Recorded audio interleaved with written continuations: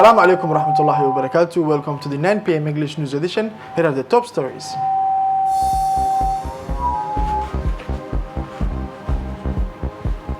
Handover of a large batch of protective equipment from China.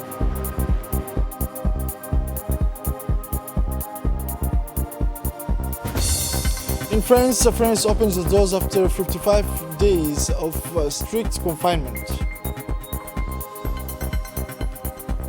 Hello, welcome to our newsroom for having the news in details. As you have seen, the deconfinement will gradually be the resumption of activities will begin and in majority on May 17. The university will resume, classes will resume, and public transport.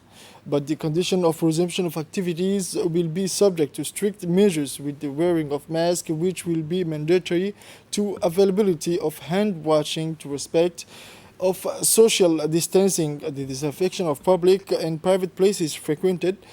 Measures relating to public places will also be mandatory. Sanctions are provided for the non-application of these measures set out in the presidential decree.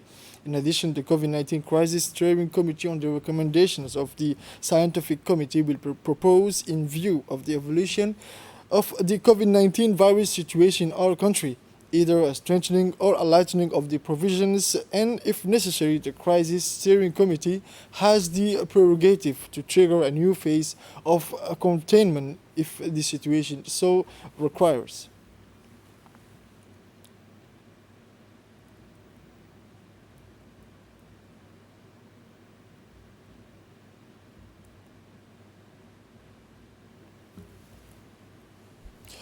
Under the leadership of the Speaker and President of the National Assembly, His Excellency Mr. Mohammed Ali Ahmed, and in accordance with Rule 21 of the Rules of Procedure of the Parliamentary Institution, the Conference of Presidents met on Monday, 11 May, with a view to transmitting pending bills to the competent committees.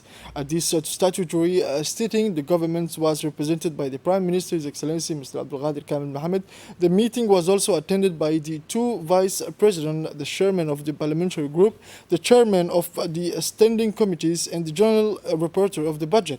On the substance, the Committee on Finance, the Committee on Social Development, and the Committee on Foreign Affairs, Production and Trade will have to decide on the following text: Draft 1 law on the ratification of the constitutive charter of the Council, Arab and African coastal states of the Red Sea and the Gulf of Aden, a bill to ratify the Maternity Protection Convention number 108/2019-52. Lastly, the Conference of Presidents endorsed the importance in this second half of the blessed month of Ramadan of consolidating national effort to prevent and contain the coronavirus. The President of the Assembly conducted that social distancing measures will be strengthened on the fringes of the parliamentary activities, particularly during public sitting. Now, the Prime Minister shared this Sunday, at the People's Palace, the usual meeting of the Steering Committee for the fight against the COVID-19. On the agenda of this meeting was the extension of the containment for another week, that is to say until May 17. This will bring the total number of the period to almost 2 months. Another point discussed was the reinforcement and strict control of the barrier measures to wearing of masks and its increasing in existing stocks by the ordering new masks on the international but also local market. The government has thus made it clear that shops and mosques must remain closed and public transport vehicles must also remain immobilized until the date of the confinement is officially communicated by the authorities. Now, in the Budget Minister Abdul Karim Adan Shar received this morning the Research and Reflection Group for Development, commonly known as the G2RD2, led by the main coordinator Dahir Abdurrahman Yusuf. The meeting was also attended by Amar Ali Said, Commissioner for Planning, and Idle Sulaiman Abdi, Director of the Cabinet of the Ministry of Budget. This is a multidisciplinary group of professors teaching at the University of Djibouti and composed of mathematician, cartographer, statistician, and computer scientist, economist, econometrician, etc. Under the initiative of the Ministry of Budget, Abdulkarim Share, this group of researchers volunteered their knowledge to the steering committee for the fight against the COVID-19. The interview with the Ministry of Budget has on the one and to review the latest development of the report prepared by the G2 RTD, and on the other hand, the preparation of the day of presentation of the report before members of the government and especially the steering committee. Now, the daily press briefing of the Secretary General of the Ministry of Health, Dr. Salah Bouneta Turab, on the evolution of the COVID-19 in our country. The situation of the COVID-19 epidemic is as follows.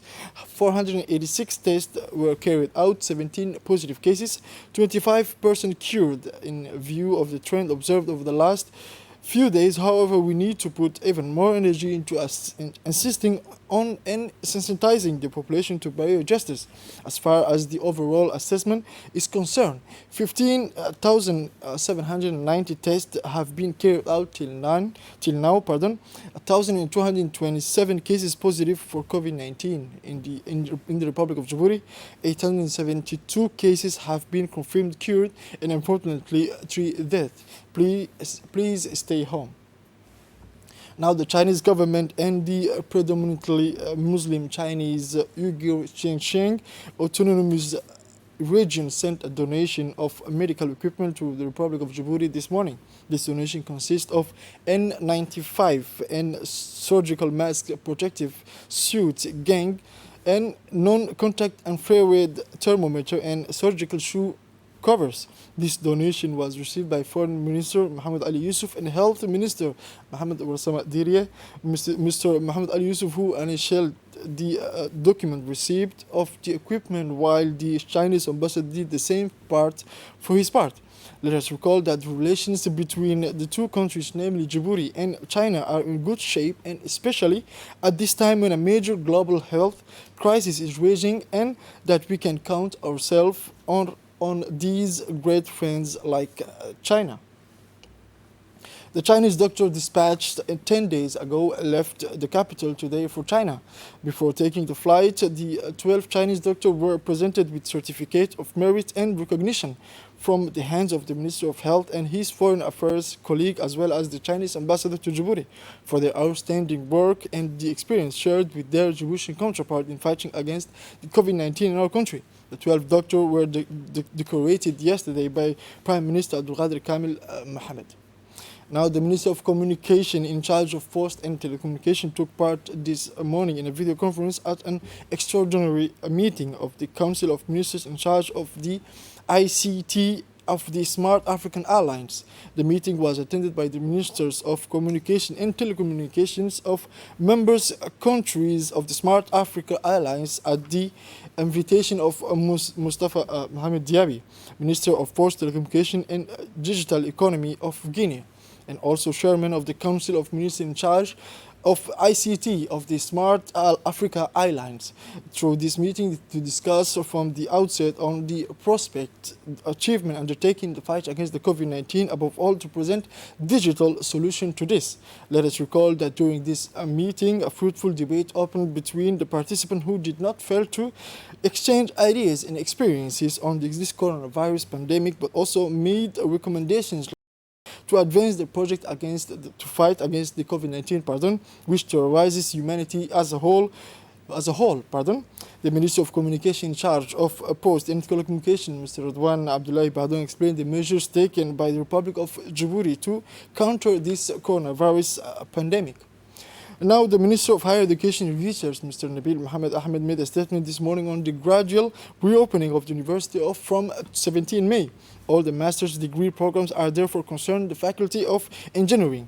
The minister said that the return of May 17 also concerned the engineering faculty and the Faculty of Medicine, and for the return of the first year and second year students to the universities. This will be done gradually on May 31st. Let's listen to him.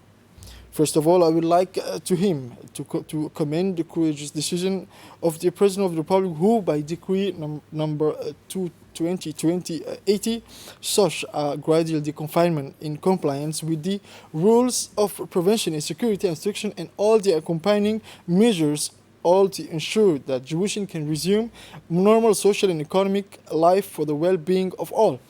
Weighing the importance of such an act, the President of the Republic wished above all to demonstrate once again his confidence in the civic mindedness and responsibility of the people of Djibouti. The reopening of the institution of the Ministry of Higher Education and Research and a private institution and higher education is part of this effort. The university calendar has therefore been amended as follows. Classes are scheduled to resume on Sunday, 17 May 2020, giving priority to students who are at levels leading to a degree. These are Master 1 and Master 2. All Bachelor's 3 from the faculties as well as the second year of the tertiary and industrial IUT. The start of the academic year on 17 May also concerned all of the students of the Faculty of Medicine and all the students of the Faculty of the Engineering. The resumption of courses from students of lessons 1 and 2 of the Faculty Science, the Faculty of Languages, Literature and Humanities, the Faculty of Law, Economics and Humanities, the Faculty of Law. Full details of the timetable for the resumption can be found on the university website www.unif.edu.dg. The Minister of Muslim Affairs, Culture and Waqf Properties, His Excellency Mr. Moomin Hassan Barre, was invited to participate in the online conference of the Minister of Culture organized by the Arab League Educational, Culture and Scientific Organization, ALESCO, headquarters in Tunis. Apart from the Secretary General of the Arab League and the Director General of ALESCO, 17 ministers in charge of culture in the Arab world took part in this conference devoted in particular to the impact of COVID-19 pandemic on the cultural sector. The discussion focused on 2 points, the first of which is to know the direct effects of the coronavirus on the cultural sectors and other vital sectors, while the second point concerned the mechanism for defining a unified Arab strategy to deal with the difficulties of the post-corona period. This online conference is in fact a space for exchange, allowing ministers to share their reflection and make projections on the next future with a view to mitigating the impact of the health crisis and to formulate the necessary recommendation in a fruitful perspective inspired by the sectoral policies of each country. Now, the minister then spoke of the National Museum of Djibouti, which will be located at the former railway station on the plateau.